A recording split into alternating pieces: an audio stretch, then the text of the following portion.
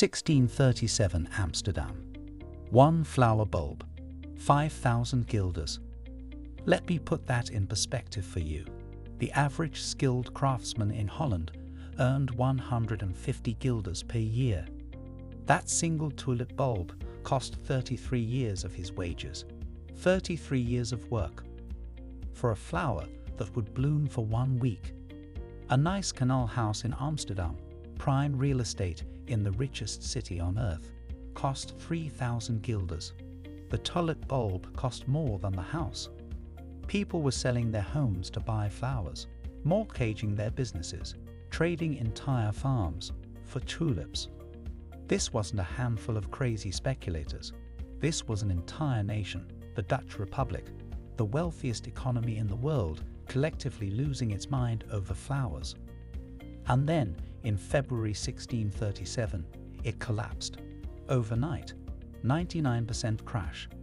Within days, tulip bulbs that had been worth more than houses were worth less than onions. Fortunes vanished, families ruined, suicides, economic devastation. Sound familiar? 2021. A JPEG of a cartoon monkey, a Bored Ape NFT, sells for $3.4 million. A digital image anyone can screenshot. 2021. Bitcoin hits $69,000. This time is different, they said. Have fun staying poor, they said.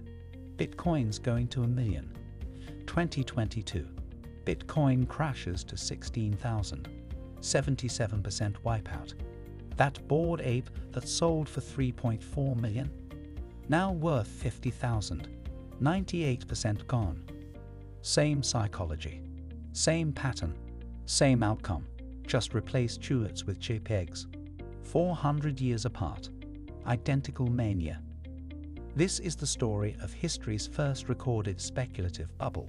Tulipmania, 1637. The template for every bubble since.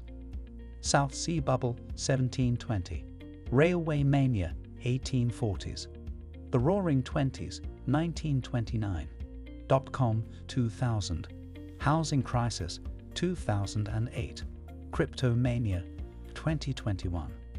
They all follow the same script, and that script was written in Amsterdam, with flowers. This isn't legend. This is documented history. Dutch archives, contemporary accounts, price records preserved in museums. I'm going to show you how it started innocently, how it escalated insanely, how it crashed instantly, why it keeps happening, psychology, and how to recognize it next time, because there will be a next time. By the end of this, you'll understand the exact psychological stages of every bubble, why intelligent people do catastrophically stupid things, how financial innovation enables manias, why this time is different is always a lie, and what bubble we're in right now. How does a flower nearly destroy an economy? Let's go back to 1593. Tulips aren't native to Europe. They come from the Ottoman Empire, Turkey, Persia. They've been cultivated there for centuries, status symbols for sultans. 1593. Carolus Clusius, a botanist at the University of Leiden, brings tulip bulbs to Holland, plants them in the university's botanical garden. This is ground zero. This is where it begins. At first, tulips are just a curiosity, something exotic. Rich merchants want them. They're a status symbol, like owning a Rolex today, or driving a Ferrari, showing off wealth through conspicuous consumption. Nothing crazy yet, just wealthy people buying expensive flowers, a normal luxury market. But why tulips specifically? Why did these flowers, and not roses, not orchids, trigger a mania? 3 factors. Factor 1. Rarity. You cannot mass-produce tulips quickly. It takes 7 to 10 years to grow a tulip from seed to a flowering bulb. You can't just plant more when demand increases. Supply is genuinely constrained. Factor 2. Unpredictability. Tulips carry a virus, the mosaic virus. It creates random, spectacular color patterns on the petals. flames of red on yellow, streaks of purple on white. You can't predict what pattern you'll get. It's genetic lottery. Some patterns are breathtakingly rare. This adds a gambling element. You're not just buying a flower, you're buying a surprise. Maybe worthless, maybe priceless. Factor 3. Beauty. These weren't ordinary flowers. Europeans had never seen anything like them. Vibrant, impossible colors, dramatic shapes, genuinely stunning. The aesthetic appeal was real. Combine those three: rare, unpredictable, beautiful, and you have the perfect bubble asset. Scarcity creates value. Gambling creates excitement. Beauty creates desire. The 1620s, a legitimate luxury market develops. Wealthy merchants, Dutch nobles, German princes buying tulips. Prices are high but rational. The Semper Augustus, the most famous tulip variety, with dramatic red flames on a white background, sold for 1,000 guilders in 1623. Expensive? Absolutely, but justifiable for the rarest flower in the world. This is rational exuberance, high prices for genuinely scarce goods. Think of the art market today. A Picasso sells for $100 million. Crazy? Maybe, but it's one of a kind, authenticated, genuinely rare. That's how tulips worked in the early 1620s. But then something shifts. Late 1620s, early 1630s, tulips stop being a luxury good. They become an investment asset. The middle class notices something. Rich people keep getting richer from tulips. Prices keep climbing. Every tulip buyer seems to profit. Maybe I should buy some, thinks the weaver, the baker, the blacksmith. Once the middle class enters, the mania begins. Because now it's not about enjoying flowers. It's not about status. It's about getting rich quick. Here's where it gets interesting. 1634. Someone invents tulip futures contracts. This is the moment. This is where everything changes. Here's how it worked. The normal way to trade tulips before futures was simple. You buy a bulb in summer when it's out of the ground. You plant it. You wait for it to grow. You sell the flower or the new bulbs it produces. Straightforward. Physical. You need actual tulips. The new way with futures was revolutionary. You buy a contract for a bulb that's still in the ground. You don't need the actual tulip, just a piece of paper promising future delivery, and you can trade that paper multiple times. The bulb never moves. It stays in the ground. But the paper trades hands 10, 20 times, each time at a higher price. This is derivatives. This is financial engineering. Sound familiar? 2008 housing crisis, mortgage-backed securities, collateralized debt obligations. Same concept. Suddenly, you don't need tulips to trade tulips. You just need paper. This is when prices detach from reality. Let me show you how this escalated. 4 stages. Stage 1, 1634 to 1635, the enthusiasts. Rich collectors still dominate. Prices rising steadily but somewhat rational. The Semper Augustus climbs to 3,000 guilders. That's a 3 times increase, but it's still a luxury market for wealthy connoisseurs. Stage 2, early 1636, the early speculators. The middle class enters. Weavers, carpenters, bakers. They're not buying tulips to plant them. They're buying to resell. The greater fool theory emerges. It doesn't matter what I pay. Someone will pay more. People start calculating profits before they've even sold. Stage 3, mid-1636. The mania begins. Now the working class enters. People start borrowing money to buy tulips, mortgaging their houses to buy bulbs. Taverns across Holland transform into trading floors. These informal exchanges become known as tulip colleges. Futures contracts trade hands 10 times per day, prices doubling weekly. Stage 4, late 1636 to January 1637, peak insanity. Everyone is trading tulips. Servants, street sweepers, farmers, priests. The Taven exchanges are packed from dawn to midnight. Prices are doubling weekly, then daily. Complete detachment from any rational calculation. January 1637. The peak. Let me show you real prices, documented transactions. Semper Augustus. In 1623, it sold for 1,000 guilders. In January 1637, 14 years later, it hits 10,000 guilders. A 10 times increase. But here's the thing. 5 of those multiples happened in just the last year. Common tulip varieties went even crazier. The Switzer tulip, an ordinary middle-tier variety, cost 60 guilders on January 1st, 1637. By January 30th, 30 days later, it sold for 1,500 guilders, 25 times increase. In 1 month. Real transaction, recorded in Dutch archives, February 5th, 1637. 1 Semper Augustus bulb, sold for 4,600 guilders in cash, plus a new carriage, plus 2 grey horses. Total value around 6,000 guilders. That's 40 years of wages for a skilled craftsman, for a flower bulb. Here's another recorded transaction. This one shows just how insane it got.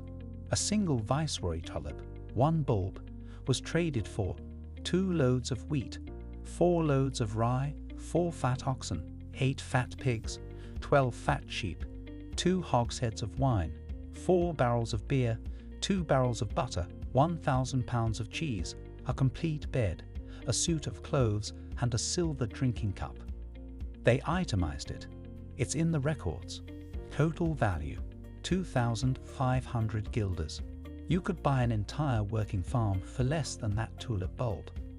Why did everyone join in? Psychology. 4 brain bugs. Bug number 1. Social proof. My neighbor's getting rich trading tulips. Everyone's doing it. It must be smart. The herd mentality. Safety in numbers, except the herd is running off a cliff. Bug number 2. Recency bias. Prices went up 50% last week, up 100% last month. Your brain extrapolates linearly. It assumes this will continue forever. It won't. It never does. But your brain can't process that. Bug number 3. Confirmation bias. You only listen to success stories. Your friend made 10,000 guilders. You ignore the warnings. You ignore the skeptics. They just don't understand the tulip market. They're too old-fashioned. They're going to miss out. Bug number 4. The new paradigm fallacy. This time is different. Tulips represent a new economy. The old rules don't apply. Tulips will always have value. Sound familiar? 2017. Bitcoin is the future of money. Traditional finance doesn't understand it. The dollar is dying. 2021. FTs revolutionize digital ownership.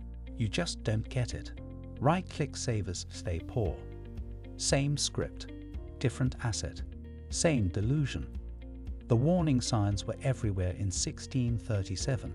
Servants were quitting their jobs to trade tulips full-time. People were mortgaging their homes, their only asset, for flowers. The Taven exchanges were packed 24 hours a day. Nobody was actually planting tulips anymore. They were just trading paper contracts. Prices had detached from any possible rational calculation. But everyone ignored the warnings. They had a phrase for it in Dutch. Wind handle. Translation. Trading in the wind. They knew it was pure speculation. They knew it was air. They did it anyway. Because everyone was getting rich. On paper. February 3rd, 1637. Haarlemhavend. A routine tulip auction. Bulbs are being auctioned to the highest bidders. Dealers and speculators pack the room. This is just another day. Prices have been going up for months. Everyone expects more of the same. One lot comes up for auction. A common variety. Nothing special. Expected price, 1,200 250 guilders. The bidding starts. First bid, 1,000 guilders. The auctioneer looks around the room, waiting for the second bid. Nothing. He waits, silence. 900 guilders he offers, lowering the price. Nothing. 800, 700, 600. Nobody bids. Someone in that room, we don't know who, has a moment of clarity, a break in the psychological fever. Wait, why am I buying this? I don't want a flower. I'm buying paper that promises a flower to sell to someone else. Who's going to buy from me? The music stops. There are no more chairs. February 3rd, 1637. The tulip market collapses. Not over weeks, not over days, over hours. Here's what happened next. February 3rd through 5th. No bids at the Haarlem auction. News spreads to Amsterdam by messenger. By evening, panic begins. Everyone tries to sell simultaneously. There are no buyers. None. February 6th through 10th. Prices crater. Bulbs that sold for 1,500 guilders the week before now sell for 150, then 75, then 50. Sellers accept any price just to get out. But even at 10% of peak prices, buyers are scarce. February 11th through end of month, total collapse. Semper Augustus crashes from 10,000 guilders to 100 guilders, 99% loss. Common bulbs become worthless. Futures contracts, the paper promises, become literally more worthless than toilet paper. At least you can use toilet paper. Within 4 weeks, tulip bulbs returned to their actual agricultural value, a few guilders, maybe 10 for a nice variety. That's what they were always worth. Who got destroyed? The speculators, the vast majority of participants. They bought at the peak on borrowed money. Now they're holding worthless paper and crushing debt. Example, a weaver in Haarlem. February 1st, he owned futures contracts with a paper value of 10,000 guilders. He felt rich. February 10th, those contracts were worth 100 guilders. February 20th, he couldn't sell them at any price. But in March, his creditors came calling. He borrowed 8,000 guilders to buy more contracts. Now he owed 8,000 guilders with zero assets. Financial ruin, foreclosure, bankruptcy.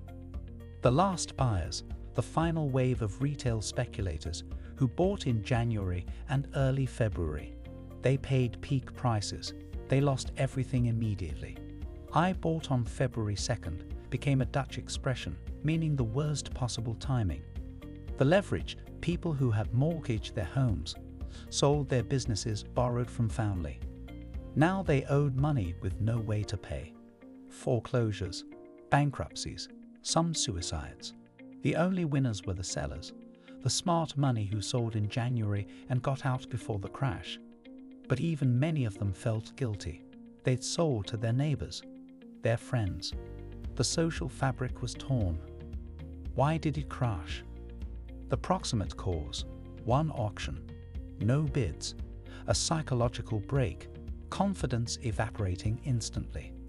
But the real cause, it was always going to crash. Here's why bubbles pop. Reason 1, the market runs out of buyers. Eventually, everyone who wants tulips has them. No new money enters the market. Prices can only go up if new buyers keep entering. When the flow of new buyers stops, the price stops. Then it crashes. Reason 2, someone does a reality check. What's the actual value of this thing? A tulip produces flowers. Nice, but not essential. You can grow more tulips. Supply isn't truly limited. The intrinsic value is nearly zero. The price is 10,000 guilders. That gap is impossible to justify. Reason 3, leverage on wins. Many people bought on borrowed money. When prices start falling, lenders demand repayment. This forces selling. More selling pushes prices lower, which triggers more margin calls, accelerating cascade. Reason 4, Panic feedback loop. Prices fall. Fear spreads. People sell. Prices fall more. More fear. More selling. It becomes self-fulfilling. Self-reinforcing. There's no bottom until complete capitulation. This is the anatomy of every bubble burst. 1637 Tulips, 1929 stocks, 2000.com, 2008 housing, 2022 crypto. Same mechanics. Always. The aftermath. Immediate 1637. Thousands of Dutch families financially ruined. The court system floods with contract disputes. Who owes what? Nobody knows. Most futures contracts are unenforceable. They were just paper promises. Legal chaos. Medium term, 1637 to 1640. The Dutch government intervenes. They declare most tulip contracts void. They classify them as gambling debts, not enforceable contracts. This helps some people, hurts others. There's economic destruction, but not total collapse. The Dutch economy was diversified and strong enough to absorb the shock. Long term, the Dutch Golden Age continues. The economy recovers, but the cultural memory heap lasting shame. Tulipmania, Tulip madness, becomes a symbol of collective insanity, a cautionary tale told for generations. The tulip market today. Holland still grows tulips. It's a legitimate agricultural industry. Modern bulb prices, 50 cents to €5. Fancy specialty varieties might cost €50. Nothing remotely like 1637. Tulipmania wasn't unique. It was the template. Every bubble since follows the same 7 stages. Stage 1. Innovation. A new asset class emerges. There's initially legitimate value. The early adopters profit. Tulips, exotic flowers from the East. The internet in 2000, real technological revolution. Crypto in 2017, blockchain technology. The innovation is real. Stage 2. Enthusiasm. Early success stories spread. More people enter the market. Prices rise steadily, still somewhat rational at this point. Stage 3. Mania. Everyone joins. Media frenzy. New paradigm thinking dominates conversation. People start using leverage, price acceleration, complete detachment from fundamental value. Stage 4. Blow off top. Vertical price moves. Pure euphoria. This time is different, becomes the mantra. The last wave of retail buyers enters, the suckers. Smart money quietly exits. Stage 5. The first crack. Something breaks. Could be anything. One auction. One tweet. One bankruptcy. The trigger doesn't matter. The psychology shifts instantly. Stage 6. Panic. Everyone sells at once. Liquidity vanishes. Prices collapse. Leverage unwinds. Fortunes destroyed in days. Stage 7. Depression. The asset returns to intrinsic value or below. Backholders remain permanently impaired. Never again. Everyone proclaims. Until the next bubble. 1637 Tulips. 7 stages. 1720 South Sea bubble. 7 stages. 1929 stock market. 7 stages. 2000.com. 7 stages. 2008 housing. 7 stages. 2021 crypto. 7 stages. Same script, different asset, every single time. Let me show you the pattern repeating. South Sea bubble, 1720 England. The innovation. Joint stock companies, allowing regular people to invest. The asset. South Sea company stock. The mania. Everyone buying shares. The peak. 1,000% gains in 6 months. The crash. 90% loss in 6 weeks. Isaac Newton, the smartest man alive, lost £20,000, equivalent to $3 million today. His quote afterward, "I can calculate the motion of heavenly bodies, but not the madness of people." Railway mania, 1840s Britain. The innovation. Railroads, genuine transformative technology. The Mania, 6,000 miles of track reposed. The reality, maybe 1,000 miles were economically viable.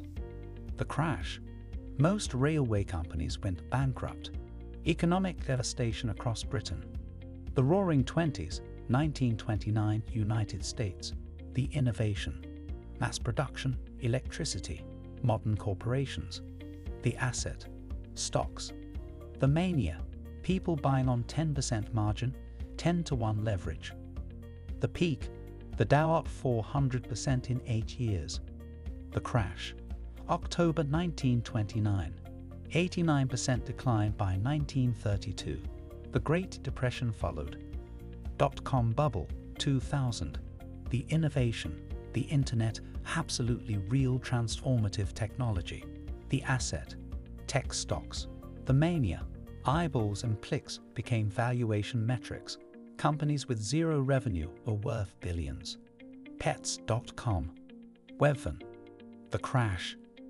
Nasdaq down 78% from 2000 to 2002. Trillions of dollars destroyed. Housing crisis, 2008. The innovation, mortgage-backed securities and financial engineering. The asset, real estate. The mania, house prices never fall nationally. People with no income were approved for $500,000 mortgages. The crash, 40 to 50% price declines, global financial crisis, bank failures, government bailouts, crypto and NFTs 2021, the innovation, blockchain potentially transformative technology, the asset, Bitcoin, altcoins, JPEGs, the mania, apes are going to $1 million, Bitcoins going to 1 million, have fun staying poor, the peak, Bitcoin 69,000, Bored Apes 3.4 million, the crash, Bitcoin to 16,000, 77% loss, apes to 50,000, 98% loss, $2 trillion destroyed. Every single time, same pattern, same stages, same delusion, same crash. The script was written in 1637 with Tulips. Why does this keep happening? Because human psychology doesn't change. The brain bugs that caused Tulipmania in 1637 still exist in 2025. Bug 1. Greed. I can get rich quick. It overrides rational thinking. Universal. Timeless. Bug 2. FOMO. Fear of missing out. Everyone else is getting rich. I'm being left behind. When everyone around you is profiting, resisting is nearly impossible. Bug 3. Recency bias. Recent events feel like permanent reality. Prices went up 50% last month, so they'll go up 50% next month. Linear extrapolation of nonlinear phenomena. Bug 4. Social proof. If everyone's doing it, it must be right. Herd mentality. False safety in numbers. Bug 5. Confirmation bias. You only hear what confirms your beliefs. You ignore warnings. You dismiss skeptics. They just don't understand. Bug 6. Overconfidence. I'll sell before the crash. I'm smarter than the average person. I can time it perfectly. Spoiler, you can't. Nobody can. Bug 7. The new paradigm fallacy. This time is different. The old rules don't apply. You just don't understand how special this asset is. These bugs existed in 1637. They exist today. They'll exist in 2425. Human nature doesn't update. There's no software patch for evolutionary psychology. Let me show you how identical this is. Tulipmania 1637 versus Crypto 2021, side by side. Innovation, tulips, exotic flowers from the East, crypto, blockchain technology. Both based on real innovation initially. Early stage, tulips, rich collectors buying rare specimens, crypto, tech enthusiasts and libertarians. Both had small, legitimate communities. Middle class enters. Tulips, weavers and bakers start speculating. Crypto, retail investors and normies pile in. This is when mania begins in both. Financial innovation. Tulips, futures contracts invented for tulips. Crypto, leverage trading, DeFi, NFTs. Both added complexity and detachment from underlying value. Peak mania. Tulips, servants quitting jobs to trade full-time. Crypto, TikTokers with zero financial education giving investment advice. Both reached mass delusion. Absurd valuations. Tulips, one bulb equals a house. Crypto, one JPEG ape equals $3.4 million. Both priced completely detached from value. This time is different. Tulips, tulips will always be valuable. Crypto, Bitcoin is digital gold. Have fun staying poor. Both use narrative to justify unjustifiable prices. The crash. Tulips, February 1637, 99% decline. Crypto, November 2021 to 2022, 70 to 98% declines. Both fast, brutal, total. The bag holders. Tulips, people who bought in January 1637. Crypto, people who bought in November 2021. Both financially ruined, many never recovered. It's not similar, it's identical. Same psychological journey, same stages, same crash, same devastation. Just replace Tulip with JPEG and you have the exact same story. How do you know you're in a bubble? Here's the 7-point checklist. If you see 5 or more of these signs, get out immediately. Warning sign 1. Everyone's talking about it. Your Uber driver gives you investment advice about the hot asset. Your hairdresser tells you about this amazing opportunity. Your grandmother asks how to buy it. Tulips 1637. Check. Servants were trading in taverns. Crypto 2021. Check. TikTok teenagers became financial influencers. When the conversation goes mainstream, the top is near. Warning sign 2. This time is different. New paradigm narrative. Old rules don't apply anymore. We're in a new era. Tulips. Tulips will always hold value. .com. Profitability doesn't matter, only growth. Crypto. Bitcoin's the future of money, fiat is dying. When you hear this time is different, start selling. Why? Reason 1. Generational memory loss. People who lived through crashes die. The next generation doesn't viscerally remember the pain. They know it intellectually, but don't feel it emotionally. That was then. This is different now. By 1720, the South Sea bubble. Nobody alive remembered 1637. By 2000.com, few people vividly remembered 1929. By 2021, Cryptomania. Few truly internalized the lessons of 2000. Memory fades. Pain dulls. Mania returns. Reason 2. Greed is stronger than fear. The fear of missing out consistently overpowers the fear of losing. When your neighbor's getting rich, rationality evaporates. This is evolutionary psychology. Status competition. Resource accumulation. We can't help it. We're wired this way. Reason 3. This time really is different, sort of. The asset changes. The technology changes. The terminology changes. The names change. But the psychology never changes. We mistake new packaging for new fundamental reality. It's a cognitive illusion. Reason 4. Bubbles feel incredible while they last. Everyone's getting rich. Paper wealth increases daily. Endorphin rushes from checking your portfolio. Dopamine hits every time the price goes up. It's genuinely addictive. Nobody wants to stop the party. Nobody wants to be the person who leaves early and misses the next leg up. So we keep doing it. Every generation. Different asset. Same pattern. Same outcome. Here's the truth. Bubbles are features, not bugs, of human economic systems. As long as humans exist, This cycle will continue. We'll innovate, that's good. We'll get excited about innovation, that's natural. Excitement will become mania, that's inevitable. Mania will attract greed, that's human nature. Greed will create a bubble, that's mathematics. The bubble will pop, that's physics.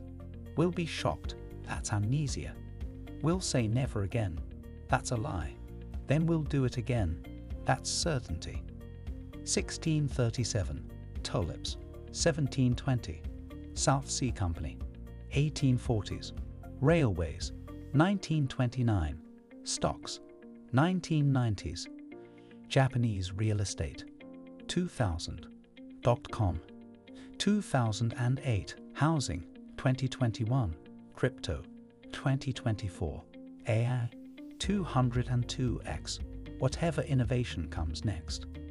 The cycle continues forever because we're human and human nature doesn't upgrade. But here's something interesting. There's a silver lining.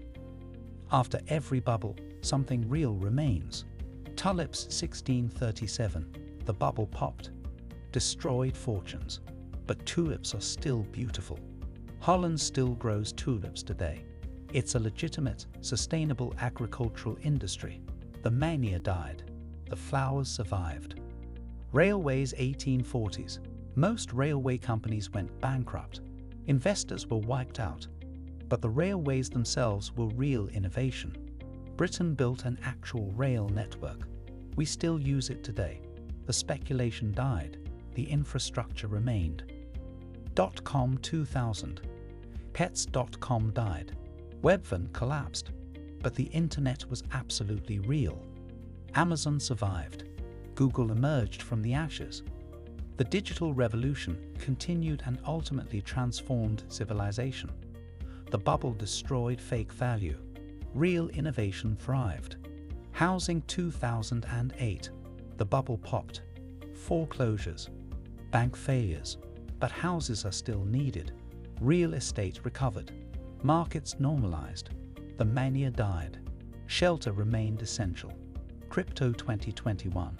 Most altcoins died or crashed 90+%. Thousands of projects vanished. But blockchain technology still exists. Some legitimate applications are emerging. The jury's still out on long-term value, but the technology persists. A pattern, bubbles form around real innovation. Mania creates fake value on top. The crash destroys fake value. Real innovation survives and eventually thrives. So maybe bubbles serve a purpose, a painful, expensive, destructive purpose, but a purpose nonetheless.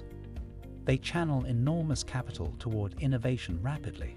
They build infrastructure at incredible speed.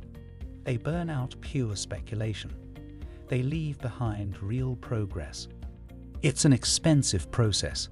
It destroys many people financially and psychologically, but humanity advances through it. Tulipmania taught us this 400 years ago. So that's Tulipmania, 1637. History's first recorded speculative bubble. One flower bulb worth 40 years of wages, February 1637. Collapsed overnight. 99% crash in weeks. Thousands of families financially destroyed. But more importantly, the pattern was established. The template was created. The same 7 stages we see in every bubble since. Innovation, enthusiasm, mania, blow off top, first crack, panic, depression. The same psychology. Greed, FOMO. This time is different. Herd mentality. Confirmation bias. Overconfidence. The same outcome. Most people lose everything. A few get rich by exiting early. 400 years of bubbles following the same script. Different assets. Identical pattern. And we're doing it again, right now. AI stocks are showing 6 out of 7 warning signs. Crypto's attempting another run. Whatever the next innovation is, it'll create another bubble. Maybe this time really is different. Maybe AI genuinely transforms everything. Maybe the current assets really are the future. But you know what they said in 1637? tulips will always be valuable. You know what they said in 2000? The internet changes everything. Old valuation rules don't apply. You know what they said in 2021? Bitcoin's going to 1 million. Have fun staying poor. Every bubble claims this time is different. Every single one. And every time it's not. Now you know the pattern. You can't unsee it. Next time you see everyone talking about an asset, prices going vertical, this time is different narratives. Media frenzy, your friends suddenly becoming investment experts and getting rich quick, you'll remember. 1637. Amsterdam, Tulips, how it ended. Maybe you'll sit it out. Maybe you'll play it smart and exit early. Maybe you'll still get caught up in the mania, because the psychological pull is incredibly strong. But at least you'll know what's happening. You'll recognize the pattern written 400 years ago, in Amsterdam, with flowers. If this changed how you think about bubbles, greed, and human nature, subscribe, because tulips wasn't the last bubble. It wasn't even close. Next video, the South Sea Bubble, 1720, when Isaac Newton, the smartest man who ever lived, lost a fortune and said he could calculate the heavens, but not human madness. Or the dot-com crash of 2000, when eyeballs mattered more than profits and trillion-dollar valuations evaporated. The pattern continues through history, into the present, toward the future. And I'm going to show you every iteration, so you recognize it when it happens again. Because it will. It always does. The script was written in 1637. We're still following it today.